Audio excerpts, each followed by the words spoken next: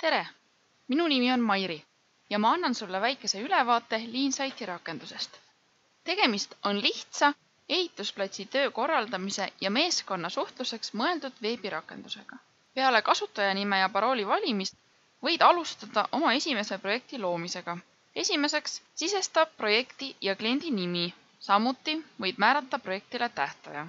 Järgmisel lehel võid oma projektimeeskonda liikmeid juurde kutsuda. Projektimeeskonna liige saab e-mailile teavituskirja. Peale konto aktiveerimist saab alustada projekti juhtimisega.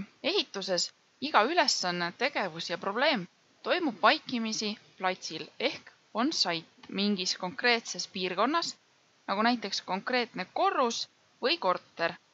Site on haardealade süsteemis kõige kõrgem tase. Siin saad määrata ehitusplatsi tsoonide struktuuri.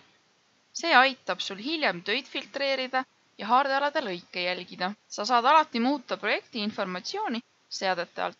Masterplan vaates näed sa kantigraafikut. Siia saad sisestada tööpaketid, millest soovid saada head ülevaadet. Workplan vaates on tegevused ja probleemid 4 tulbas Kanban vaates. Siin näed sa kõiki väiksemaid igapäevaseid tegevusi, mida ei ole otstarbekas kalendergraafikusse masterplan vaatesse lisada.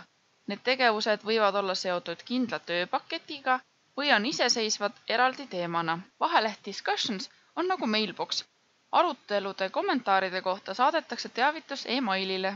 Vahelehel People näed sa projektis osalevaid inimesi, kes on omakorda jaotatud tiimidesse.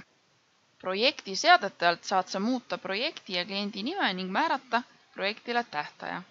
Samuti saad sa muuta haardealade süsteemi.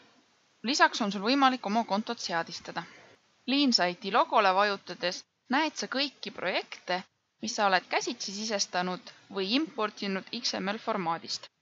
Parema ülevaate saamiseks vaata kindlasti ka LeanSite'i teisi videosid.